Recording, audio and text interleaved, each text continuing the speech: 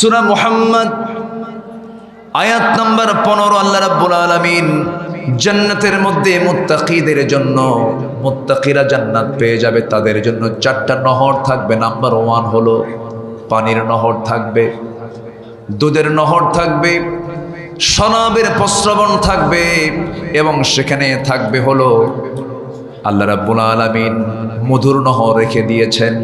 দুনিয়ার মধু, দুনিয়ার পানি, দুনিয়ার দুধ পান করলে বুড়া মানুষ বুড়া হয়ে যায়, কিন্তু জান্নাতের মধু, জান্নাতের দুধ যদি কোনো বান্দা একটাবার পান করে, যৌবন শক্তি ডাবল ডাবল হয়ে যাবে, সে কোনোদিন বুড়া হবে না। জোরে কোন সুবহানাল্লাহ। সেই জান্নাতের নিয়ামতগুলো ভোগ করার জন্য আমাকে জান্নাতীদের যে আমলগুলো, সে আমলগুলো আমার আপনার মধ্যে আনতে হবে। আমার দেশ মসজিদের দেশ বললে ভুল হবে না। 4.5 লক্ষ মসজিদ যে দেশে। আমার একটা সফর ছিল বেশ কয়েক বছর আগে সাউথ কোরিয়াতে।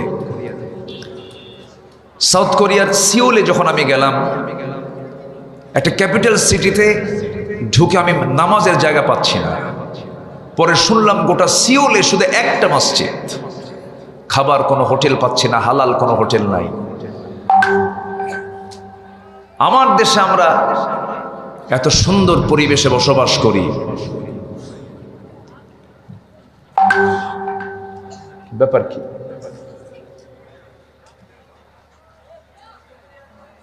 ও আচ্ছা, ঠিক আছে, যান্ত্রিক কোনো ত্রুটি হচ্ছে মনে হয়, ঠিক হয়ে যাবে ইনশাআল্লাহ। একটু হার্ট টেস্ট করলো আমার যে আমি ঠিক আছে কিনা। আমি ঠিক আছি তো? আচ্ছা, এগুলি চলবে না, আমি অস করবো? আচ্ছা ঠিক আছে, এখন ঠিক হয়েছে তো? আর তো কোনো টেস্ট হবে না তো? আচ্ছা, আমার দিকে তাকা। তো সেই জায়গায় এতটাই কঠিন নামাজ পড়া আমার জন্য, আমি কোনো জায়গা পাচ্ছিলাম না। আর আমার দেশ, একটা গ্রামের ভিতরে 3-4টা করে মসজিদ আছে না নাই? বলুন তো, মসজিদ বেশি না মুসল্লি বেশি? হ্যাঁ, মসজিদ বেশি, মুসল্লি নাই। কোন ওয়াক্তে আমার দেশে সবচেয়ে কম মুসল্লি পাওয়া যায় বলুন তো? ফজর। আচ্ছা, কোন ওয়াক্তে, কোন টাইমে, কোন নামাজের টাইমে মানুষ সবচাইতে বেশি মানুষ বাড়িতে থাকে? ফজর। ফজর, ফজরই বাড়িতে থাকে, ঠিক আছে কি না? তাহলে এই যে ফজরের সময় সবচেয়ে কম মুসল্লি মসজিদে, মানুষ বাড়িতে বেশি থাকে, বাড়িতে মানুষ করেটা কি? মেরাজে যায়। কই যায়? নামাজ পড়ে না। মাঝখানে ভূমিকম্প হয়েছে, আপনারা জানেন তো? সবচেয়ে বেশি বেশি ধাক্কা মেরেছে ঢাকায় শুক্রবার। সেই ভূমিকম্পে ঢাকার ম্যাক্সিমাম ফ্ল্যাটগুলোতে মানুষ ছিল না। বের হবে কখন? সব যেদিক থেকে পারে সব দৌড় মেরে রাস্তায় গিয়ে দাঁড়ায় আছে। গুলশান, বনানী, বাড়িধারা, ধানমন্ডি, সব ভিআইপি, সব বাড়ি থেকে বের হয়ে রাস্তায় দাঁড়ায় আছে। ভিআইপি ফকির, ভিআইপি ফকির। ওয়া আনতুমুল ফুকারাউ ওয়া নাহনু আগনিয়া। এই যে সবগুলো যে এক ধাক্কায় সব রাস্তায় দাঁড়ায় গেল, কার ভয়ে? এই তো রাত 2টা বাজছে, কি এমনি? আল্লাহর ভয়ে? কার ভয়ে? মরার ভয়। আচ্ছা, জান্নাতটা পাওয়া যাবে মরার পরে না মরার আগে? বলেন, মরার পরে না মরার আগে? আচ্ছা, আল্লাহর সঙ্গে সাক্ষাৎ হবে মরার আগে না মরার পরে? তাহলে মরার দরকার আছে না? আজ থেকে মরার দরকার আছে না নাই? মরলেই তো জান্নাত পাবো, মরলেই তো আমরা আল্লাহর সঙ্গে সাক্ষাৎ করতে পারবো। মরবে না, সব দৌড় মেরে রাস্তায় দাঁড়ায় গেছে। আল্লাহর ভয়ে যদি হয়তো ফজরে যদি দাঁড়াতো, আল্লাহ তাআলা হয়তো ভূমিকম্পই দিতেন না, ঠিক কিনা? কিন্তু এখন ভূমিকম্পের তফসির তো এখন হচ্ছে মোটামুটি। প্রথম তফসির করছে হচ্ছে দিল্লি বসে, যে আমার বিরুদ্ধে রায় হওয়ার কারণে পরপর 2 বার ভূমিকম্প হয়েছে, জানেন না আপনারা? তো এইগুলো আজে বাজে কথাগুলো বলে আল্লাহ তো নারাজ হয়ে যাবে। ভূমিকম্পের কারণ কেন, কি জন্য হয়, এটার জন্য আলেমদেরকে জিজ্ঞাসা করেন। কোরআন হাদিসের ব্যাখ্যায় আছে না নাই? আছে না নাই? আচ্ছা, অযৌক্তিক কোনো কথা, কিছু প্লেট আছে টেকটনিক, এই প্লেটগুলো নড়াচড়া করে, এটা শক ওয়েভ তৈরি হয়। এই শক ওয়েভ তৈরি হলেই এটা নড়ে ওঠে। মানুষ যখন পৃথিবীতে আসে নাই, এই পৃথিবী যখন মানব শূন্য ছিল, তখন আল্লাহ তাআলা আরো বেশি ধাক্কা দিয়েছেন। এর মধ্যে একটা ধাক্কা হচ্ছে যেটাকে বিগ ব্যাং বলা হয়। আধুনিক বিজ্ঞান তাকে বিগ ব্যাং বলেছে। প্রচন্ড ধাক্কা হয়েছে। আল্লাহ তাআলা এই তথ্য কোরআনে কারীমে আজ থেকে আরো বহু আগে দিয়েছেন। আল্লাহ রাব্বুল আলামিন বলেন, أولم يرى الذين كفروا أن السماوات والأرض كانتا رتقا ففتقناهما وجعلنا من الماء كل شيء حي জোরে বলুন আল্লাহু আকবার। কাফেররা কি দেখে না এই আসমান এবং জমিনকে আমি আল্লাহ রাব্বুল আলামিন একসঙ্গে লাগানো রেখেছিলাম, এরপরে প্রচন্ড একটা ধাক্কা দিয়েছি, ফাফাতাকনাহুমা, এই দুটার মধ্যে একটা ধাক্কা দিয়ে মহাশূন্যের পয়দা করেছি। জোরে বলুন সুবহানাল্লাহ। এই ভূমিকম্প রোধ করার জন্য আল্লাহ রাব্বুল আলামিন পাহাড় দিয়েছেন। সেই পাহাড়গুলোকে আল্লাহ রাব্বুল আলামিন পেরেগের মতো করে দিয়েছেন। ওয়াল জিবালা আওতাদা, আমি আল্লাহ রাব্বুল আলামিন পেরেগের মতো পাহাড়গুলোকে বানায়া দিয়েছি। চট্টগ্রামে পাহাড় বেশি, সিলেট অঞ্চলে পাহাড় বেশি। আবার ভাববো না উত্তরবঙ্গে পাহাড় নাই, পাহাড় সেখানেও আছে, হয়তো আমার দেশের বর্ডারে নাই, আমার দেশের মধ্যে নাই, কিন্তু পঞ্চগড়ের সঙ্গে লাগানো আছে পৃথিবীর সবচেয়ে বড় অহংকারী সেই পাহাড় হিমালয়। এই যে পাহাড়গুলো রেখেছেন কেন? যেন পৃথিবী যেন আন্দোলিত না হয়, পৃথিবী যেন নড়াচড়া না করে পাহাড়গুলো মাঝে মাঝে দিয়ে দিয়েছেন। এই পাহাড়গুলোর এরিয়াটা আল্লাহ রাব্বুল আলামিন আমরা চোখে যতটুকু দেখতে পাই তার ফাউন্ডেশন হলো 90 ভাগ, আর উপরে দেখতে পাই হলো 10 ভাগ। সুবহানাল্লাহ বলা যাবে না? আমার বন্ধুগণ, আমার ভাইয়েরা, এই যে আযাব গজবগুলো মাঝে মাঝে আসে, ফজরের সময় ঘুমায়া থাকি, শুক্রবার নামাজটা হয় না। আমার বন্ধুগণ, আমার ভাইরা, জান্নাত যদি পেতে চায়, জান্নাতে যাওয়ার 1 নম্বর শর্ত হলো আমলওয়ালা ইমানদার হতে হবে। আমলওয়ালা ইমানদার হতে হবে। একটা প্রশ্ন করব আপনাকে, বলুন তো আমার দেশে নামাজি বেশি না ইমানদার বেশি? হুজুর নামাজ নাই তো ইমান তো আছে। নামাজ না পড়ি কি আছে? এখন বলুন আমার দেশে নামাজি বেশি না ইমানদার বেশি? ইমানদার বেশি। কি ফতোয়া দিয়ে দিল, নামাজ নাই কি আছে? ইমান আছে, কড়া ইমান। আমার বন্ধুগণ, নামাজ পড়তে হবে, নামাজকে ছেড়ে দেওয়া যাবে না। আজকে 54 বছর অতিক্রম হচ্ছে। এই জাতি 54 বছরে মদের আইন দেখেছে, সুদের আইন দেখেছে, বেশ্যাবৃত্তির লাইসেন্সও দেখেছে, কিন্তু আমার দেশে কত সরকার গেল আসলো, আজ পর্যন্ত কেউ জাতিকে জাহান্নাম থেকে বাঁচানোর জন্য নামাজের আইন কেউ পাশ করতে পারলো না। ঠিক কিনা? ঠিক কিনা? অথচ আল্লাহ রাব্বুল আলামিন বলেন, الذين إن مكناهم في الأرض أقاموا الصلاة وآتوا الزكاة وأمروا بالمعروف ونهوا عن المنكر ولله عاقبة الأمور। সূরাতুল হজ বাড়িতে গিয়ে 40 নম্বর আয়াত দেখে নেবেন। আব্দুল্লাহর কথা নয়, আব্দুল আল আমিন তার নিজের বাবার কোনো কথা বলছে না, তার নিজের কোনো কথা বলছে না। সূরা হজরের 40 নম্বর আয়াত আল্লাহ বলছেন, আমি যাদেরকে ক্ষমতা দেব তারা 4টা আইন তারা পাশ করবে।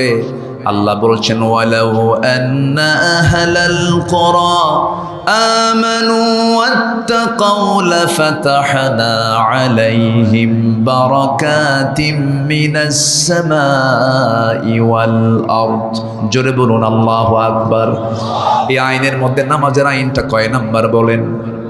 আসতে বলবেন না, কয় নাম্বার? 1 নাম্বার। আবার জাহান্নামে যাওয়ার 1 নাম্বার কারণ কি বলেন? নামাজ। আবার সবচেয়ে বেশি শাস্তি দেওয়া হবে জাহান্নামে 1 নাম্বার কি বলেন? বেনামাজিকে। সবচেয়ে বেশি শাস্তি কাকে দেওয়া হবে? কোরআনকে প্রশ্ন করুন। কোরআন বলছে, ফাখালাফা মিন বা'দিহিম খালফুন আদাউস সালাতা ওয়াত্তাবাউশ শাহাওয়াত ফাসাউফা ইয়ালকাউনা গায়্যা। নামাজ যারা নষ্ট করবে আমি তাদেরকে জাহান্নাম, শুধু নয় জাহান্নামের গর্তের মধ্যে আমি তাদেরকে ঢুকায়া ছাড়বো। কত ভয়ঙ্কর শাস্তির কথা! আল্লাহ কত রেগে গিয়েছেন নামাজ না পড়ার কারণে। নামাজের গুরুত্বটা কি? একজন সাহাবীর কথা মনে হয়ে গেল এই মুহূর্তে। সাইয়েদনা ওমর ফারুক রাদিয়াল্লাহু তাআলা আনহু কয় নাম্বার খলিফা ছিলেন? 2 নাম্বার খলিফা ছিলেন।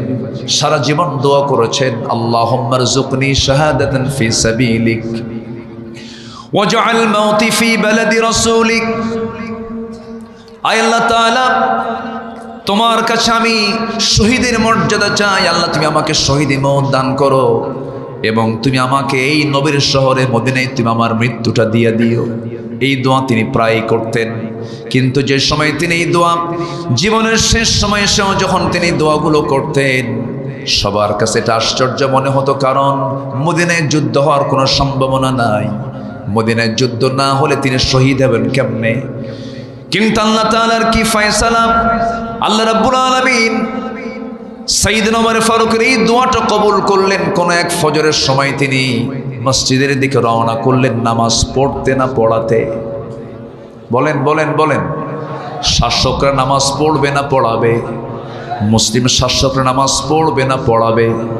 পড়াবে। এটা হচ্ছে মুসলিম শাসকের বৈশিষ্ট্য। সাইয়েদনা ওমর ফারুক রাদিয়াল্লাহু তাআলা আনহু নামাজ পড়ানোর জন্য চলে গেলেন, মসজিদের দিকে রওনা করলেন।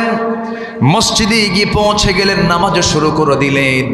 প্রথম রাকাতটা খুব মনোযোগ দিয়েছেন, সুন্দর করে পড়লেন। প্রথম রাকাত হয়ে গেল।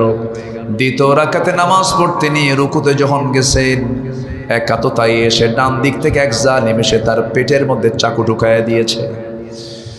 ছুরিকাঘাত করা হলো। তিনি সজাগ হতে হতেই আবার তাকে উপর্যুপরি ধরে তাকে ধরাশয়ী করা হলো।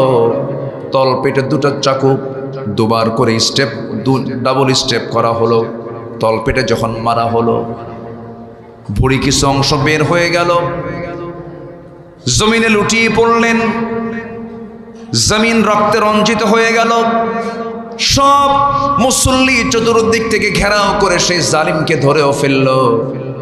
কয়েক ঘন্টা সেন্স নাই।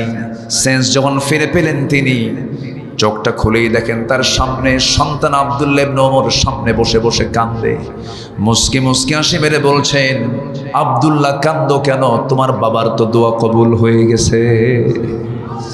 তোমার বাবা দুনিয়া থেকে বিদায় নিয়ে নেবে। তোমার বাবার সারা জীবনের দোয়া ছিল শাহাদাত।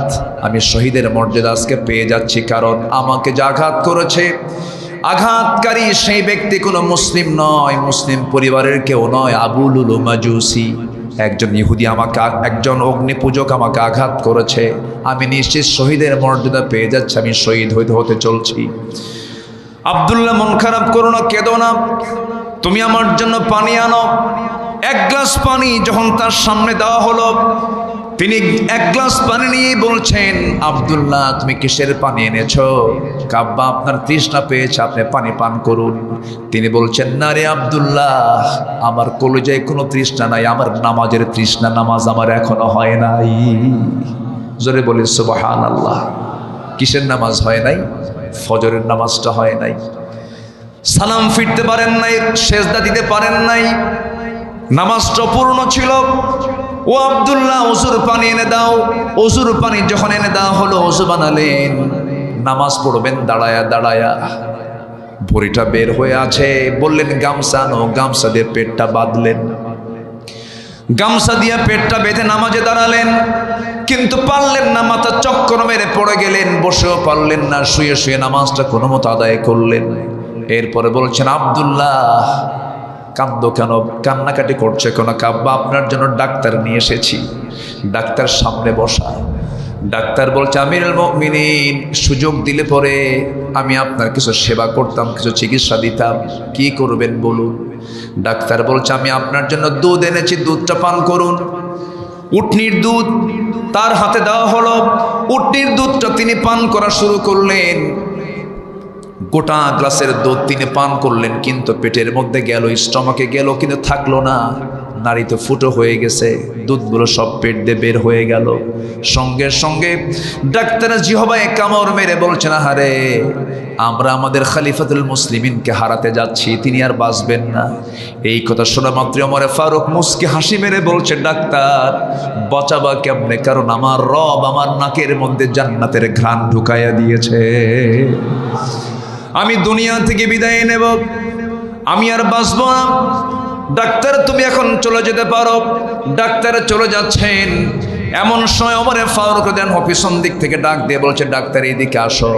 তোমার পাজামার কাপড় কেন গিরার নিচে? পাজামার কাপড় গিরার নিচে পড়লে পরে লা ইয়ানজুরুল্লাহু ইয়াওমাল কিয়ামা, আল্লাহ রাব্বুল আলামিন কিয়ামতের দিন ওই বান্দার দিকে নজরই দিবেন না। পাজামার কাপড়টা তুলে ফেলো। চিন্তা করুন, মৃত্যুর পূর্বেও তার দাওয়াতি কার্যক্রম 1 সেকেন্ডের জন্য বন্ধ ছিল না। এরপরে বললেন, আব্দুল্লাহ আমার মনে হয় জীবন প্রদীপ নিভে যাবে, যে কোনো মুহূর্তে আমি দুনিয়া থেকে বিদায় নিচ্ছি। আব্দুল্লাহ যাও, আমার একটা বহুত বড় আশা, আমার বন্ধু আবু বকরকে আমি 2 বছর আগে নবীর পাশে তাকে শোয়া দিয়েছি। আমার বড় শখ, আমি নবীর পাশে ঘুমাবো, আমি নবীর পাশে ঘুমাতে চাই, আমি নবীর পাশে শেষ ঠিকানা বানাতে চাই। কিন্তু জায়গা তো আমার না, যেহেতু আমার জায়গা না, যার জায়গা তার কাছে তুমি চলে যাও। আমি যে কোনো মুহূর্তে দুনিয়া থেকে বিদায় নিয়ে নেব, যাও তাড়াতাড়ি চলে যাও। ছেলেটা চলে গেছেন, আব্দুল্লাহ ইবনে ওমর চলে গেছেন। আম্মাজান খাদিজার দরজায় গিয়ে নক করছে, প্রস্তাবনা দিয়ে দিলেন।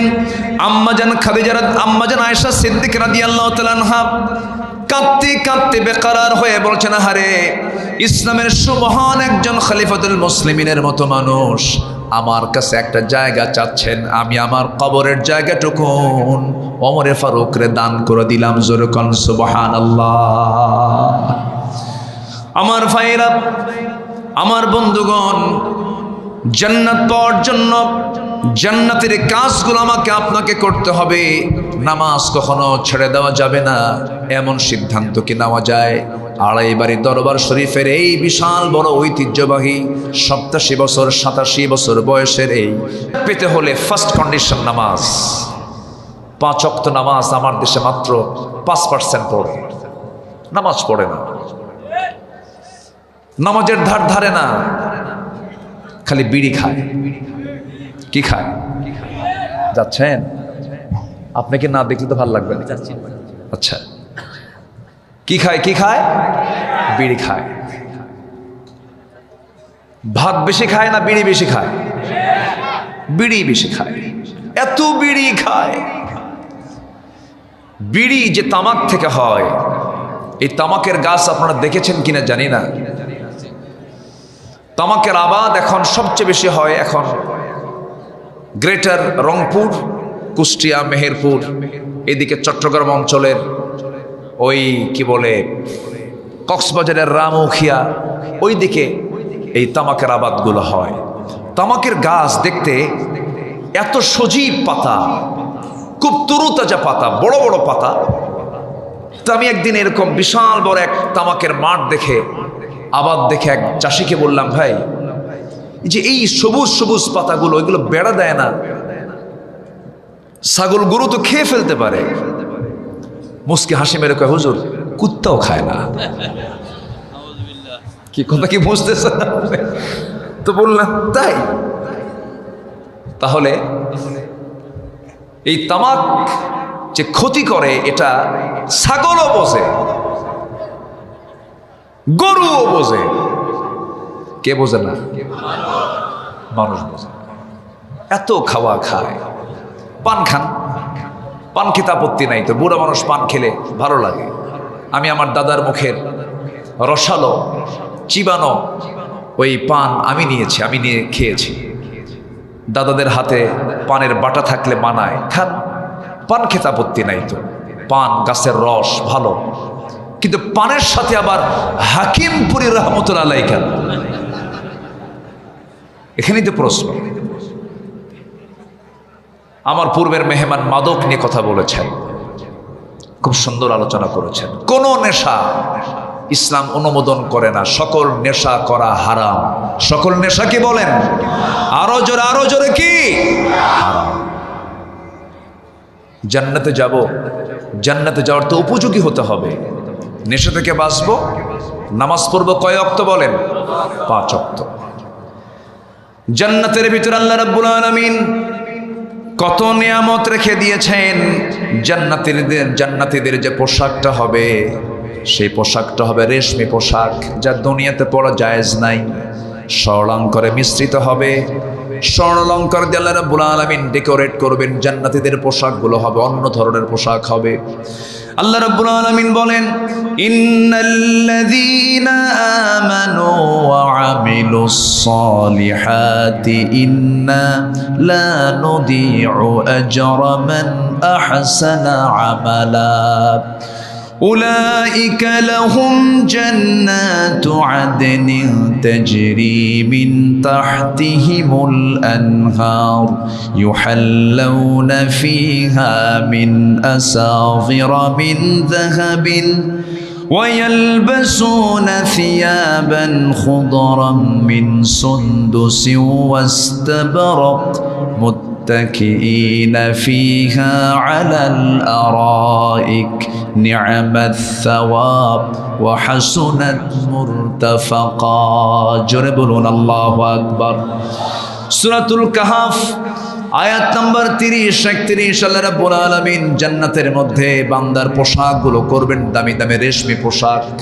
স্বর্ণ দিয়ে মোড়ানো। এমন সুন্দর দামি পোশাক পৃথিবীর কোনোদিন কেউ পরতে পারবে না, এমন পোশাক জান্নাতে থাকবে। জোরে বলুন সুবহানাল্লাহ। জান্নাতের মধ্যে ঈমানদাররা পরিবার সহ মিলিত হবে। পরিবার সহ কি সহ? সব পরিবারের সবাই যদি জান্নাতে চলে যায়, জান্নাতের মধ্যে সব পরিবারগুলো একসঙ্গে থাকবে।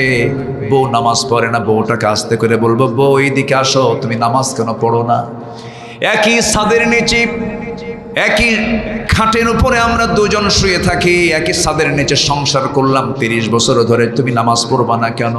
নামাজটা পড়ো। এই যে যৌবন তোমার সঙ্গে কাটায় দিলাম, জান্নাতে গিয়ে তোমার সঙ্গে যৌবন কাটায় দেব একই জান্নাতে। সুবহানাল্লাহ বলেন। আল্লাহ রাব্বুল আলামিন জান্নাতের মধ্যে পরিবার নিয়ে থাকারও সুযোগ দিয়ে দিবেন, যে সমস্ত পরিবারগুলো সবাই মিলে জান্নাতে চলে যাবে।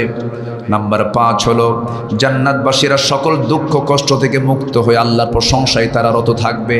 ওয়াকালুল হামদুলিল্লাহ আল্লাযী আযহাবা আন্নাল হাযন ইন্না রাব্বানা লাগফুরুন শাকুর। জোরে বলুন আল্লাহু আকবার। নাম্বার 6 হলো সেদিন সকল চাওয়া পূর্ণতা পেয়ে যাবে, বান্দা যা চাবে তাই পেয়ে যাবে। আল্লাহ রাব্বুল আলামিন বলছেন, ওয়ালাকুম ফিহা মা তাশতাহি আনফুসুকুম ওয়ালাকুম ফিহা মা তাদউন। জোরে বলুন আল্লাহু আকবার। মন যা চাবে তাই সেখানে পেয়ে যাবে। বহুদিন আগে পঞ্চগড় কি কোথাও একটা মাহফিল আমি বলছিলাম, জান্নাতে আপনি যা চাবেন তাই পাবেন। এক বুড়া চাচার সামনে থেকে দাঁড়ায় বলে, হুজুর বিড়ি পাওয়া যাবে তো? দেখেন কি নেশা। আমার বন্ধুগণ, জান্নাতে কোনো পচা খাবার থাকবে না, জান্নাতে কোনো বান্দার শরীরের জন্য ক্ষতিকর এমন কোনো খাবার জান্নাতে দেওয়া হবে না। সেই জান্নাতের মধ্যে কি থাকবে? পরিশুদ্ধ জীবন সঙ্গী থাকবে। আল্লাহ রাব্বুল আলামিন বলছেন, ওয়ালাহুম ফিহা আজওয়াজুম মুতাহহারাতুন وهم فيها خالدون জোরে বলুন আল্লাহু আকবার। জান্নাতের সর্বশ্রেষ্ঠ নিয়ামত হলো আল্লাহর সন্তুষ্টি এবং আল্লাহর সঙ্গে সাক্ষাৎ হয়ে যাবে সেদিন। জোরে বলি সুবহানাল্লাহ, আল্লাহু আকবার। আমার আপনার সবচেয়ে বড় প্রাপ্তি হলো আমরা আল্লাহর সঙ্গে জান্নাতে দেখা করার সুযোগ পাব। সবাই দেখা করবেন না? সবাই দেখা করতে রাজি আছেন তো? আমার গোলাম সারওয়ার সাইদি রাহিমাহুল্লাহ আল্লাহর সঙ্গে সাক্ষাতে চলে গেছেন। আমি যখন এই দিক দিয়ে যাই, এটা তো একটা সফর হয়, যাওয়া হয়, আমি ওই দিক দিয়ে না গিয়ে আমি এই দিক দিয়ে যাই, সয়দাবাদ দিয়ে ভিতরে ঢুকে আমি এই দিক দিয়ে যাই, সালামটা দিয়ে যাই। আমার আজকে তার কিছু স্মৃতিচারণ হচ্ছে। আমি ভাইজান আপনাদের বাসার মধ্যে যখন ঢুকতেছিলাম, প্রথম যেদিন দেখা হয়, মেবি এটা 2008-09 দিকে হতে পারে। হ্যাঁ হ্যাঁ হ্যাঁ হ্যাঁ, তাওহিদ ভাই মনে হয় ছিলেন সেদিন।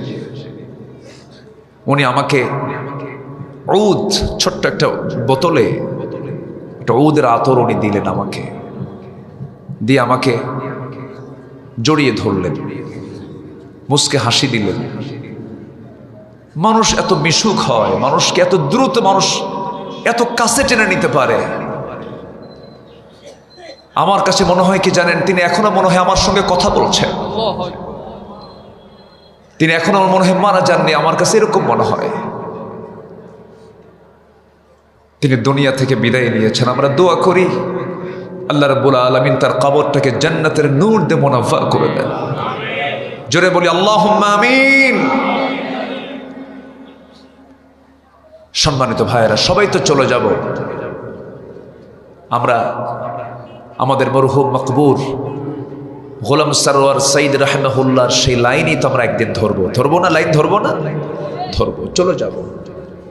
কিন্তু আল্লাহ যে বলে দিচ্ছেন, বান্দা তুমি যে আমার সঙ্গে সাক্ষাৎ করতে আসবে, সাক্ষাতের কিছু কন্ডিশন আছে। সেই কন্ডিশন হলো আমি তোমার সঙ্গে সাক্ষাৎ করব। ফামান কানা ইয়ারজু লিকা রাব্বিহি ফালইআমাল আমালান সালিহান ওয়ালা ইউশরিক বিইবাদাতি রাব্বিহি আহাদা। জোরে বলুন আল্লাহু আকবার। আমার সঙ্গে তুমি যদি সাক্ষাৎ করতে চাও, তাহলে দুটো কাজ করে আসবে। সেটা হলো নেক আমল করে আসবে এবং শিরিক মুক্ত হয়ে, শিরিক থেকে নিজেকে সম্পূর্ণ পরহেজ রেখে, মুক্ত রেখে আমার সঙ্গে আসবে। আমি আল্লাহ নিজে তোমার সঙ্গে সাক্ষাৎ করবো। যেরকম সুবহানাল্লাহ। আল্লাহ আমাকে কত ভালোবাসেন, আল্লাহ আমাকে কত মোহাব্বত করেন। এই যখন রাত 2টা পার হয়েছে, আমার আল্লাহ কিন্তু মাঝরাত্রিতে ফিস সামাঈদ দুনিয়া, দুনিয়ার আকাশে চলে এসেছেন এবং তিনি নিজে বলছেন, কোন বান্দা চলা মিন মুস্তাগফিরিন ফাগফির লা, কোন ক্ষমা প্রার্থী আছে আমার কাছে ক্ষমা চাবে। তবে হ্যাঁ, মাহফিলের আলোচনা শুনতে বলতে যদিও কষ্টের সময়, এটা হয়তো কষ্ট হয়, কিন্তু এই সময়টা দোয়া কবুলের সময়। আলহামদুলিল্লাহ বলেন, সবচেয়ে বরকতময় সময় এটা। আমার বন্ধুগণ, আল্লাহ তাআলা বলেন, কোন ক্ষমা প্রার্থী আছো আমার কাছে ক্ষমা চাও। তিনি 7 আকাশ থেকে কিন্তু প্রথম আকাশে চলে আসেন। কত দূর পথ, আল্লাহ তাআলা আরশ আজিমটা কত দূরে, সেই 7 আসমানের উপর থেকে তিনি দুনিয়ার আকাশে আমার জন্য, আপনার জন্য আসেন। সুবহানাল্লাহ বলা যাবে না? আমি প্রথম আকাশের এই জমিনে আছি, আল্লাহ তাআলা প্রথম আকাশে এসে আমার কাছে সাক্ষাৎ করতে আসেন। আমার আল্লাহর আরশ আজিম কত দূর, একটু কানটা খাড়া করেন। আমার আল্লাহ কি পরিমাণ আমাকে ভালোবাসেন। আমার আল্লাহ প্রথম আকাশে চলে আসেন। আমার আল্লাহ তাআলা আরশ আজিমটা কত দূর। আমরা যেখানে বসে আছি, এখান থেকে আমরা যদি সূর্যের দিকে তাকাই, সূর্যটা পৃথিবী থেকে 13 লক্ষ গুণ বড়। ওই সূর্যের চাইতে তারকাগুলো কোটি কোটি গুণ বড়। মানুষ চাঁদের দেশে গিয়েছে, মানুষ চলে গেছে হলো মঙ্গল গ্রহে চলে গিয়েছে, চাঁদ দেখেছে, মঙ্গল গ্রহ দেখেছে। এখন মানুষ যদি চিন্তা করে, চাঁদ দেখলাম, মঙ্গল গ্রহ দেখলাম, তারকার দেশ দেখতে যাব, সূর্যের দেশে তো যাওয়া সম্ভব নয়, জ্বলে পড়ে সারকার হয়ে যাবে। লক্ষ লক্ষ ডিগ্রি সেলসিয়াস তাপমাত্রা সূর্যের, সম্ভব নয় তারকার দেশে দেখতে যাব। যদি কেউ দেখতে যেতেও চায়, দুনিয়ার কোনো যানবাহন চলবে না, কপ্টার, এরপরে কোনো বিমান চলবে না, নভোযান ইউজ করা যেতে পারে। সবচেয়ে লেটেস্ট নভোযান হলো অ্যাপোলো 11। অ্যাপোলো 11-এর গতি হলো প্রতি ঘন্টায় 39,000 কিলোমিটার। 39,000 কিলোমিটার বেগে যদি কোনো বান্দা যদি অ্যাপোলো 11-এ চড়ে যদি সেই পৃথিবীর সবচেয়ে নিকটবর্তী তারকার দেশ প্রক্সিমা সেন্ট্রায় যদি যেতে চায়, এই পৃথিবী নামক এই জমিন থেকে পৃথিবীর সবচেয়ে নিকটবর্তী তারকার দেশে তার যেতে সময় লাগবে 1,15,000 বছর মাত্র। যাবেন কারা কারা? হাত তোলেন। ওই দেখেন হাত তুলছে। বাঁচবো কয়দিন, যাবো কোন দিন? চিন্তা করে দেখুন কত দূরের পথ। এক আসমান ছোঁয়াত দূরের কথা, একটা তারকার দেশে আমরা যেতে পারতেছি না। সেই মহাশূন্য কত বড় সে আকাশ, সে আকাশের উপর আল্লাহ তাআলা চলে আসেন, প্রথম আকাশে আসেন, কিন্তু এই আকাশের চাইতে সেকেন্ড আকাশটা আরো বড়, থার্ড আসমানটা আরো বড়, ফোর্থ আসমান আরো বড়। শুধু ধীরে ধীরে বড় হতে হতে 7 আসমানের উপরে আমার আল্লাহ তাআলা আরশ আজিম। জোরে কোন সুবহানাল্লাহ। বান্দা এই দুনিয়াতে ছোট্ট একটা দুনিয়ার ছোট্ট একটা ভূখণ্ডের ছোট্ট একটা জায়গার একটা চেয়ার পাইলে মনে করে কি যে মা সালাকাকুম ফি সাকার ক্বালু লাম নাকু মিনাল মুসাল্লিন ওয়া লাম নাকু নুতঈমুল মিসকিন وكنا نخوض مع الخائضين وكنا نكذب بيوم الدين حتى أتانا اليقين فما تنفعهم شفاعة الشافعين জোরে বলুন আল্লাহু আকবার। জাহান্নামটা এত ভয়ঙ্কর, এই যে সূর্যটা যদি জাহান্নামের মুখের মধ্যে ছেড়ে দেওয়া হয়, জাহান্নামের মুখে ছেড়ে দেওয়ার সঙ্গে সঙ্গে সূর্যটা অবলীলায় হেরে যাবে। আল্লাহু আকবার। সূর্য খুঁজে পাওয়া যাবে না, এত বড় ভয়ঙ্কর জাহান্নাম। জাহান্নামটা এত ভয়ঙ্কর, জাহান্নামের একটা ভয়াবহ গর্জন থাকবে। ওয়ালিল্লাযীনা কাফারু বিরাব্বিহিম আযাবু জাহান্নাম ওয়া বি'সাল মাসীর ইযা উলকু ফিহা সামি'উ লাহা শাহীকাও ওয়া হিয়া তাফুর تكاد تميز من الغيظ كلما ألقي فيها فوج سألهم خزنتها ألم يأتكم نذير জোরে বলুন আল্লাহু আকবার। জাহান্নাম ভয়ঙ্কর ভাবে ডাকবে, জাহান্নামের ভয়াবহতা এত মারাত্মক হবে এবং জাহান্নামের ভিতরে আপ্যায়ন করা হবে শয়তানের মাথা সদৃশ জাক্কুম বৃক্ষগুলো, ফুটন্ত পানিগুলো জাহান্নামীদেরকে খাওয়ানো হবে। আযালিকা খায়রুন নুজুলাম আম শাজারাতুস সাক্কুম ইন্না জাআলনাহা ফিতনাতাল লিয-যালিমিন। জোরে বলুন আল্লাহু আকবার। ক্ষত নিশ্চিত পুঁজ হবে খাদ্য, যেখানে ক্ষত হয়ে পুঁজ হয়ে যায় সেই পুঁজগুলো জাহান্নামীদের খাবার হয়ে যাবে। আল্লাহ রাব্বুল আলামিন বলেন ফালাইসা লাহুল ইয়াওমা হাহুনা হামিম ওয়ালা তাআমুন ইল্লা মিন গিসলিন লা ইয়াকুলুহু ইল্লাল খাতিউন। জোরে বলুন আল্লাহু আকবার।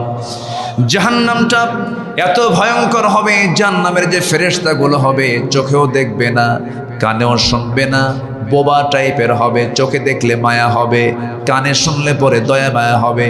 আল্লাহ পাক জাহান্নামের যে ফেরেশতাগুলো রাখবেন, তারা যে ওই জাহান্নামীদের যে শাস্তিগুলো দেবে তারা চিৎকার করবে, সেই চিৎকারের আওয়াজ তাদের কানে যাবে না এবং তাদের প্রতি যে শাস্তিগুলো দেওয়া হবে সেই শাস্তির দৃশ্য তাদের চোখে আসবে না। শুধু শাস্তির উপরে শাস্তি হবে, কোনোদিন শাস্তি চুল পরিমাণ কমানো হবে না। এই পানীয় জালিমদের মুখমণ্ডল দগ্ধ করে দেবে। ফুটন্ত পানি খাওয়ার সঙ্গে সঙ্গে তাদের মুখটা সম্পূর্ণ দগ্ধ হয়ে যাবে, টকবগে হয়ে যাবে, লাল আকার ধারণ করবি। নাম্বার 5 হলো আগুনের পোশাক দিয়ে চামড়া দগ্ধ করা হবে, লৌহ নির্মিত হাতুড়ি দিয়ে শাস্তি দেওয়া হবে। নাউজুবিল্লাহ।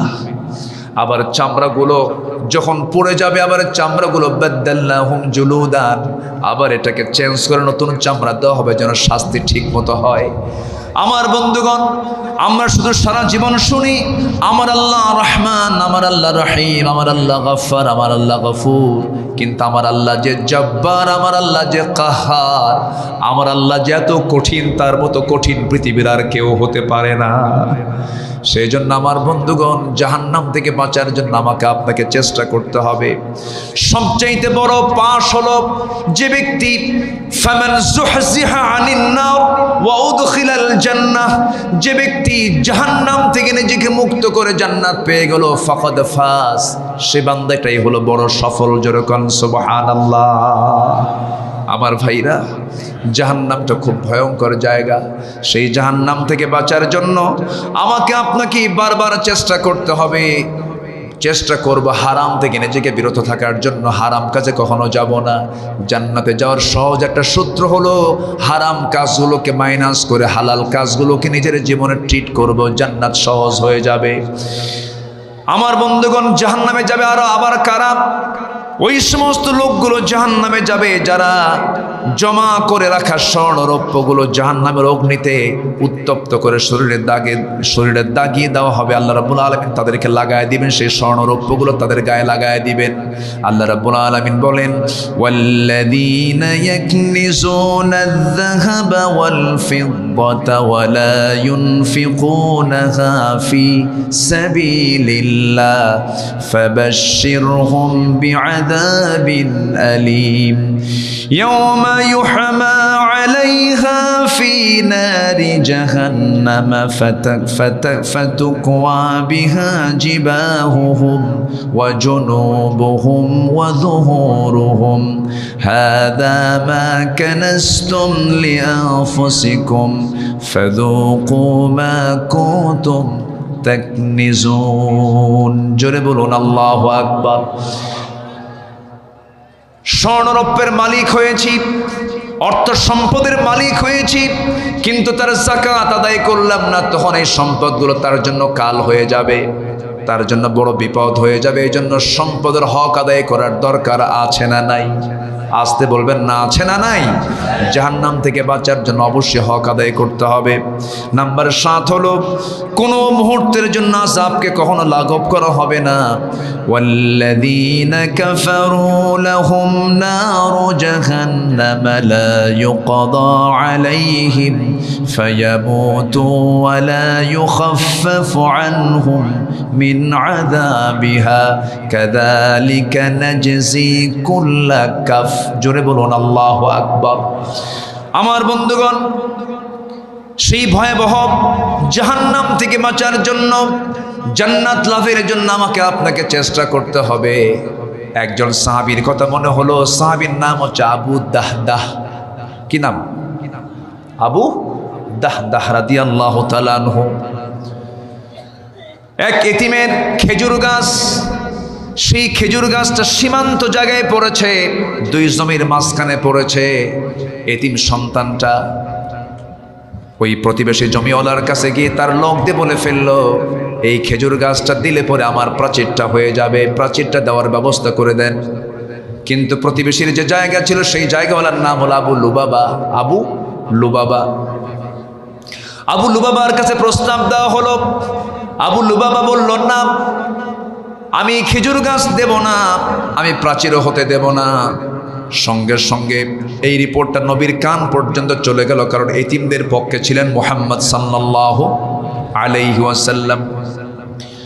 আমার নবীজি আবু লুবাবাকে ডাক দিয়ে বলছেন, আবু লুবাবা এইদিকে আসো, তুমি যদি আজকে এতিমের জন্য এই একটা খেজুর গাছ তুমি যদি দান করতে পারো, তুমি কি জানো আল্লাহ রাব্বুল আলামিন আমি তোমার জন্য দোয়া করব, তোমাকে সুন্দর একটা জান্নাত দিয়ে দিবেন। যেরকম সুবহানাল্লাহ। তুমি দিয়ে দাও, এতিমকে বিপদে ফেলে দিও না। আবু লুবাবা তাও বলে ফেললো, না আমি দেব না। এরকম আছে না, কিছু লোক আছে না, আছে না, জীবন যাবে ওর সঙ্গে আমার কোনো আপোষ হবে না, আছে না নাই, বলেন তো আছে না নাই? আমার নবীজি আবু লুবাবার কথা শোনা অবাক হয়ে গেলেন, মুখটা ফিরায় নিলেন। ওই সময় একজন সাহাবী ছিলেন, তার নাম হচ্ছে আবু দাহদাহ রাদিয়াল্লাহু তাআলা আনহু।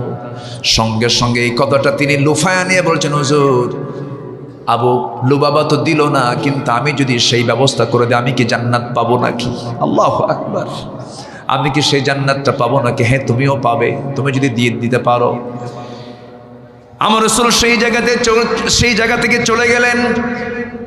সঙ্গে সঙ্গে ওই সাহাবী আবু দাহদাহ আবু লুবাবার সঙ্গে বসে গেলেন। বলছেন, আবু লুবাবা শোনো, এই গাছটার বিনিময়ে তুমি যা চাইবে আমি তাই দেব, আমাকে গাছটা দিয়ে দাও, আমি তোমার থেকে গাছটা কিনে নেব। এবার বলছেন, না দেব না, আমি বেচবো না, তুমি কি চাও? শোনো, আমার জীবনের একটা শখের বাড়ি আছে এবং শখের একটা খেজুর বাগান সহ, এবং আমার বাড়ির সামনে সুন্দর একটা মিষ্টি কূপ আছে, মিষ্টি পানির কূপ আছে, কূপ সহ বাড়ি। আমার বিশাল বড় খেজুর বাগান, 600টা খেজুর গাছের বাগান সেখানে আছে।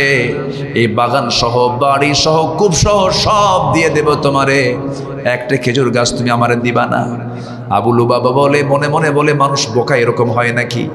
কিন্তু বোকা না আবু দাহদা ওই একটা খেজুর গাছ তিনি নিয়ে 600 গাছ খেজুর গাছ সহ, ঘর বাড়ি সহ, কূপ সহ সব কিছু দিয়ে দিলেন। ওই একটা খেজুর গাছ কিনে নিয়ে বাড়ির সামনে দাঁড়ায় ভিতরে ঢুকলেন না। ভিতরে না ঢুকে দূর থেকে ডাক দিচ্ছেন, আমার পরিবারে যারা আছো শোনো, আজকে আমরা একটা ব্যবসা করেছি, যে ব্যবসার বিনিময়ে আল্লাহ রাব্বুল আলামিন আমাকে জান্নাত দিয়ে দিয়েছেন। যেরকম সুবহানাল্লাহ। সব আমার সন্তানগুলো যা কিছু আছে সব রেখে দিয়া সব বাইরে বের হয়ে চলে আসো, আমি আর ওই বাড়িতে ঢুকবো না, কারণ জান্নাত আমার কেনা হয়ে গেছে। সবগুলো সন্তান সব কিছু বের করে নিয়া ওই লোকটাকে আবু লুবাবাকে 600 বাগান সহ, বাড়ি সহ, কূপ সহ সব দিয়ে তিনি বাইরে বের হয়ে এসে এবার ইতিমের সামনে বসে বলছেন, ইতিম গাছ কেনা হয়ে গেছে, গাছটা তোমাকে বুঝায় দিয়া আমি নবীর কাছে চলে যাচ্ছি, জান্নাতটা বুঝায় নেব। যেরকম সুবহানাল্লাহ।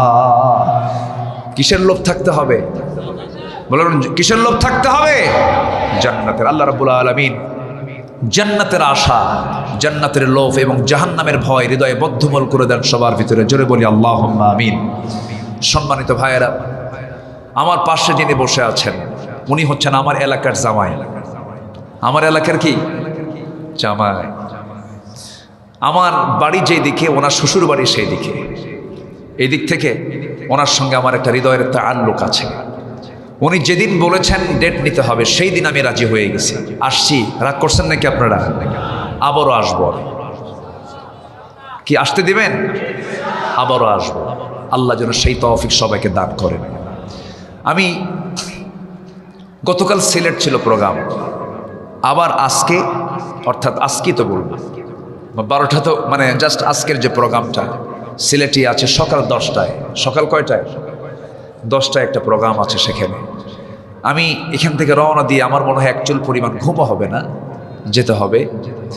মানে এই প্রোগ্রামটা আমি খুবই বেকায়দা হলেও নির্দিষ্ট ডেট হওয়ার কারণে ডেটটা আমি নিয়েছি ভাইয়ের সম্মানে। আমি এই পরিবারকে খুব ভালোবাসি।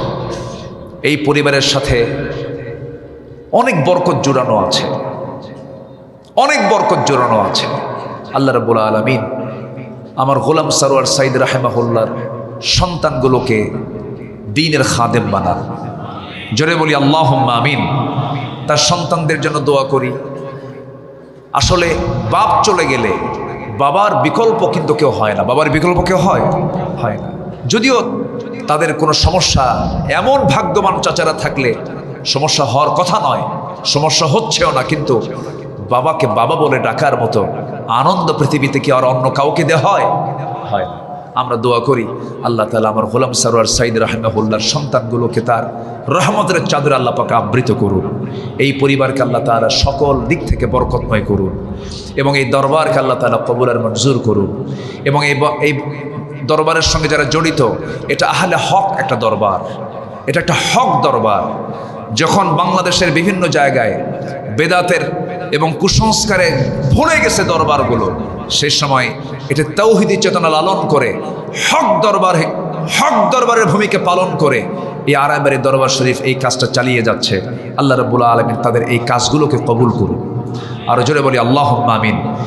জান্নাতের ওসিলা করে দিন, নাজাতের কারণ বানিয়ে দিন, এই আশাবাদ কামনা করে আমি আমার কথার না বাড়িয়ে আমি এখানে শেষ করছি। সবার কাছে দোয়া চাই, আমি সবার জন্য দোয়া করি। আমার